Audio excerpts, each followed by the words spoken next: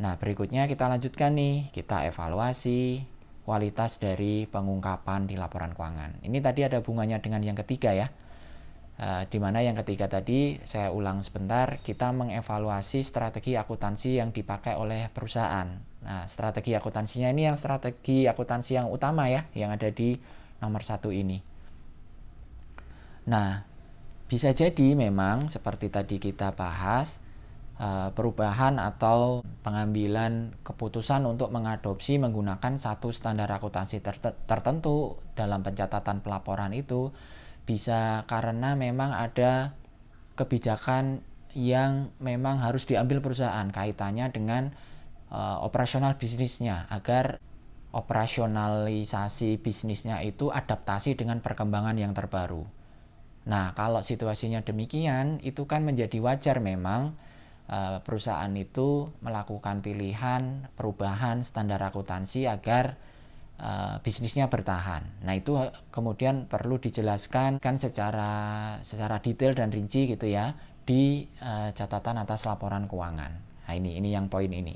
Nah, kemudian gimana kita menganalisis, gimana kita bisa yakin sebagai analis dengan parameter yang ada, dengan CALK yang ada, itu memang benar.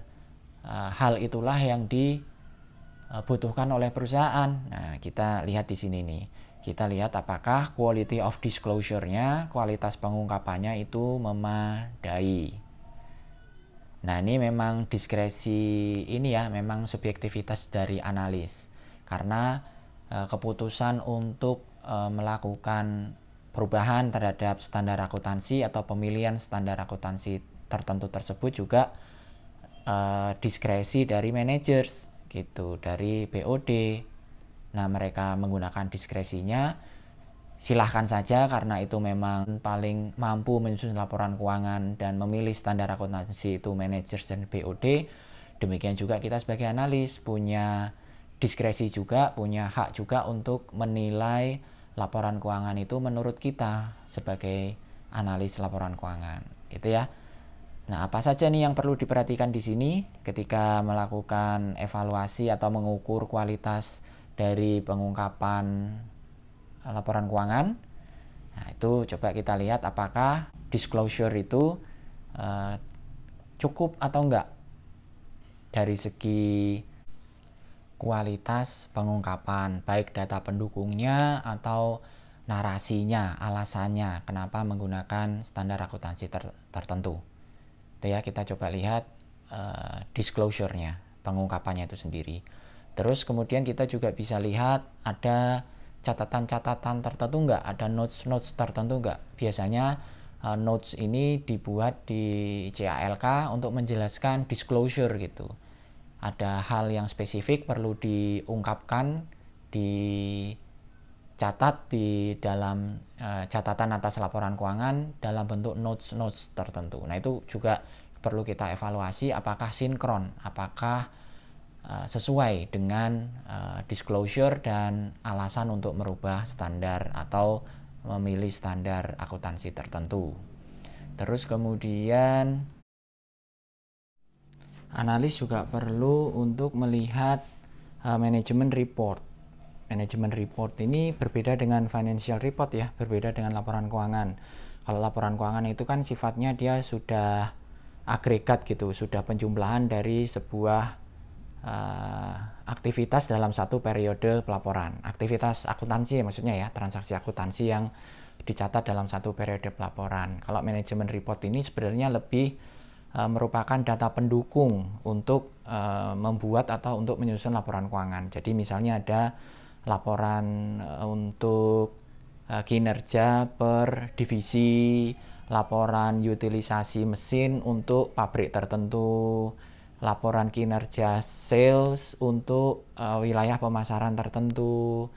Terus kemudian apalagi profit and loss tapi yang per segmen, per divisi, gitu-gitu tuh yang disebut dengan manajemen report. Nah, kita perlu melihat manajemen report ini apakah konsisten, apakah sama, bisa menjelaskan hal yang sama gitu ya dengan current performance, dengan kinerja yang dapat kita lihat di financial report. Nah, gitu. Itu juga perlu dilakukan. Berikutnya perlu dilihat kecukupan. Kalau disclosure-nya, kalau pengungkapannya itu dibagi berdasarkan segmen-segmen tertentu, berdasarkan misalnya klasifikasi tertentu. Apakah misalnya tadi kalau kita contohnya menggunakan aset pesawat yang dicatat dengan leasing tadi, itu lihat apakah segmentasi misalnya dia dibagi berdasarkan pesawat kapasitas penumpang dari misalnya 500 ke 1000. Nah itu mungkin dibuat segmentasi tertentu, itu kita baca. Kemudian yang kapasitasnya lebih besar itu mungkin berbeda lagi, hal yang perlu kita perhatikan tentang leasingnya misalnya, itu juga kita perlu perhatikan. Jadi kita melihat sampai ke segmentasi dari pengungkapan kalau memang dicatat per segmen. Itu langkah keempat. Langkah kelima itu adalah mengidentifikasi yang namanya red flag. Nah, tadi kita bahas ya, kalau red flag itu intinya adalah indikasi atau tanda yang ketika dia itu muncul, maka kita sebagai analis harus berhati-hati di dalam menganalisis laporan keuangan. Apa saja red flag itu? Red flag itu, ini kita bisa bahas satu-satu, mulai dari misalnya yang pertama, poor financial performance atau desperate companies. Jadi perusahaan itu misalnya 3 tahun berturut-turut rugi gitu, loss. Nah itu kita relatif perlu hati-hati, itu berarti ada sesuatu yang salah di sana.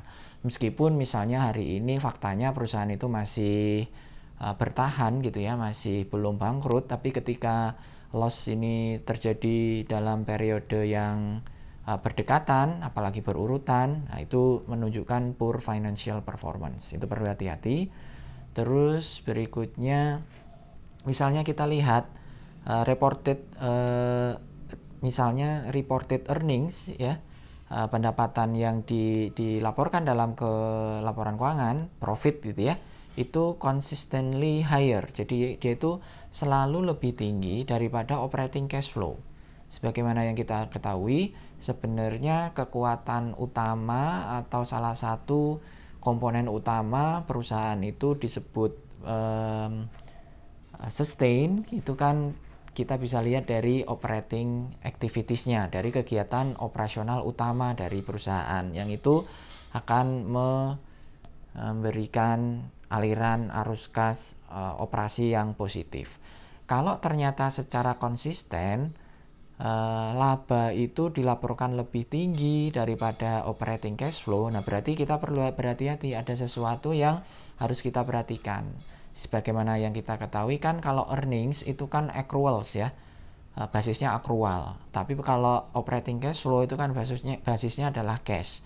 Memang kembali kita menggunakan basis akrual, jadi kita sepakat bahwa basis akuntansi akrual itu lebih superior.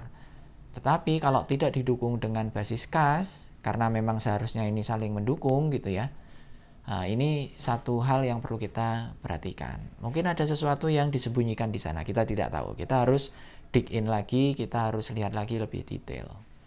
Berikutnya misalnya audit report, laporan keuangan yang sudah diaudit itu ternyata qualified. Harusnya kan unqualified ya, ini qualified gitu. Berarti kita perlu berhati-hati, kenapa kok qualified, kenapa nggak unqualified, kenapa nggak WTP gitu ya, kenapa nggak wajar tanpa pengecualian. Nah kita harus lihat apa catatan auditor di laporan keuangan perusahaan. Terus kemudian hal berikutnya yang perlu kita perhatikan, kalau ada laporan tentang auditor yang resign, auditor yang mengundurkan diri dari kegiatan audit. Nah itu satu hal yang perlu kita perhatikan, karena biasanya ya, belum tentu juga, tetapi biasanya ketika auditor itu resign dari kegiatan audit, itu ada satu hal yang mempressure gitu ya, yang menjadikan auditor itu tidak bisa melanjutkan auditnya. Dia nanti kalau melanjutkan auditnya bisa jadi malah laporan auditnya itu tidak sesuai dengan laporan keuangan gitu, tidak sesuai dengan audit yang dilakukan. Nah, sebagaimana yang kita ketahui ya, kalau audit itu kan sebenarnya basisnya adalah penugasan daripada manajemen. Nah, kalau manajemen punya insentif atau punya motif tertentu, bisa jadi si auditornya yang di pressure supaya mengikuti kemauan manajemen. Dan ketika ini terjadi, biasanya auditor resign atau auditor mengundurkan diri. Nah, ketika kita membaca situasi seperti ini, maka kita perlu melihat secara detail, ada apa yang terjadi, kayak gitu. Nah, termasuk juga ketika ada non-rutin auditor yang mengaudit. Jadi kalau auditor itu kan biasanya berturut-turut gitu ya, tahun pertama, tahun kedua, tahun ketiga itu biasanya KAP-nya sama, tapi kemudian berubah KAP-nya itu KAP yang lain gitu. Jadi ada non-rutin auditor yang mengaudit. Nah, itu juga kita perlu melihat ada apa di balik alasan peralihan dari auditor tersebut. Berikutnya ada perubahan kebijakan akuntansi yang dia itu tidak dijelaskan dan sering terjadi berubah gitu. Hari ini misalnya pakai persediaan pakai FIFO, terus periode berikutnya pakai moving average, periode berikutnya pakai FIFO lagi. Nah, itu belum tentu salah, tetapi menjadi red flag yang harus kita perhatikan. Terus berikutnya sudden increase in inventory in comparison to sales. Jadi inventory itu tiba-tiba naik tinggi, tidak sejalan dengan kinerja sales. Harusnya kan berbanding lurus ya. Ketika salesnya naik tinggi, maka kemudian inventory-nya juga wajar kalau tinggi. Jadi mendukung gitu, barang yang dijual itu persediaannya itu selalu sejalan gitu. Nah, ini ada peningkatan tiba-tiba di saldo inventory padahal salesnya nggak naik-naik amat. Nah, itu sesuatu yang harus diperhatikan. Berikutnya misalnya ada transaksi-transaksi yang sifatnya itu sebagai langkah antisipasi ya, atau istilahnya itu circumvent. Jadi dia diambil atau dilakukan sebagai langkah solusi atau sebagai jalan keluar dari satu transaksi akuntansi. Misalnya apa? Misalnya kebijakan untuk melakukan operating lease. Operating lease itu kan sebenarnya adalah kebijakan pencatatan leasing yang dia itu bisa jadi merupakan satu strategi tertentu untuk mencatat pengadaan atau pembelian aset, tetapi bagaimana caranya supaya dia itu tidak muncul sebagai liabilities, tidak muncul sebagai kewajiban perusahaan, maka kemudian dicatatnya di bagian laba rugi. Atau misalnya receivable securitization. Nah, ini kan sebenarnya juga langkah solusi ya, ketika akun piutang itu mungkin jangkanya panjang, jangkanya lama, jadi kalau ditunggu, kalau mau ditagih sendiri itu butuh waktu, maka kemudian langkah solusinya adalah dijual gitu. Receivable securitization ini kan seperti anjak piutang gitu ya, jadi piutangnya dijual, hak tagihnya dijual. Nah, itu kan circumvent accounting policy. Nah, ini kita perlu hati-hati kalau menemukan hal yang seperti ini. Berikutnya frequent one time charge and big bets. Jadi big bets sudah kita bahas ya. Jadi langkah yang diambil oleh perusahaan untuk seolah-olah menghapus semua kinerja jeleknya, record jeleknya, akun nggak tertagih segala macam tuh dihapus. Macam-macam caranya, bisa dialihkan ke anak perusahaan, bisa kemudian tiba-tiba di disposal ya, kemudian tiba-tiba dihapus ya. Itulah yang namanya big bets. Dengan melakukan big batch, dengan melakukan mandi besar ini ya, maka kemudian laporan keuangan itu seolah-olah bersih dan dia terlahir kembali menjadi perusahaan yang punya laporan keuangan yang bersih gitu, sehingga bisa digunakan misalnya untuk mencari pendanaan baru. Nah, itu ketika dilakukan berkali-kali dalam rentang waktu yang tidak terlalu lama, itu kita perlu berhati-hati. Berikutnya transaksi-transaksi yang boost profit ya, untuk berpengaruh ke kenaikan profit, tetapi tidak ada penjelasan yang cukup, tidak terjelaskan dengan baik. Nah, itu perlu hati-hati. Terus juga perlu hati-hati ketika ada kenaikan inventory tadi ya, atau kenaikan account receivable, kenaikan piutang, tapi tidak sejalan dengan penjualan. Tadi sekilas sudah kita bahas di atas. Terus berikutnya ada kenaikan ketika kita membandingkan net profit dengan cash flow atau tax profit. Nah, berikutnya juga kita menggunakan biaya riset ya, yang biaya riset itu dicatat atau diakui bersama-sama dengan perusahaan lain. Jadi joinan tuh, research and development-nya joinan, partnership. Nah, itu perlu diperhatikan. Kenapa sampai menggunakan R&D partnership? Apakah memang biayanya sedemikian rupa sangat besarnya, kemudian harus dilakukan partnership, atau ada hal lain yang coba dibuat atau coba diskenariokan? Terus kemudian ada aset write off, jadi ada penghapusan aset yang nilainya cukup besar, itu hati-hati. Terus ada juga adjustment, penyesuaian di akhir tahun yang signifikan, hati-hati juga di sana. Dan yang terakhir ada hubungan atau ada transaksi dengan pihak terkait, dengan anak perusahaannya, itu related party transaction. Nah, itu bicara tentang red flag. Nah, setelah langkah kelima, kemudian kita langkah keenam. Keenam ini melakukan undo accounting distortion. Undo accounting distortion. Jadi tadi ketika kita sudah mulai dari nomor 1, kan kita melihat apa sih principal accounting policy yang utama dari perusahaan, kita temukan. Habis itu kita lakukan assessment accounting flexibility-nya. Semakin tinggi derajat fleksibilitasnya, semakin fleksibel satu kebijakan akuntansi atau standar akuntansi, maka kita makin perlu berhati-hati. Kemudian kita pilih atau kita evaluasi strategi akuntansi itu kira-kira apa maksudnya. Kemudian kita juga perlu melihat penjelasan dari strategi akuntansi yang dipilih oleh manajemen tersebut, dan coba kemudian kenali, identifikasi apakah ada red flag.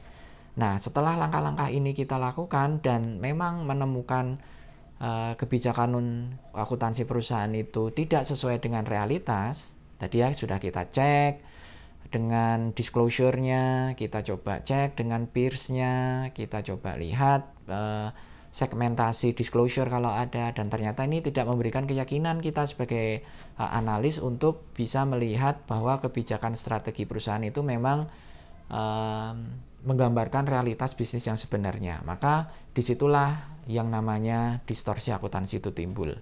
Dan atas distorsi akuntansi yang timbul itu kita harus melakukan rekomputasi, kita harus melakukan penghitungan ulang. Nah, itu disebut dengan undo accounting distortion. Ya, tergantung dari strategi akuntansi apa yang tadi menimbulkan distorsi tadi. Misalnya tadi contohnya pencatatan leasing. Harusnya kalau kita lihat sebenarnya tidak dicatat sebagai operating lease, tapi memenuhi unsur capital lease. Maka kemudian kita harus buat jurnal, buat revisi, buat penyesuaian di laporan keuangan bahwa seharusnya bukan operating lease pencatatannya, tetapi capital lease. Itu ya.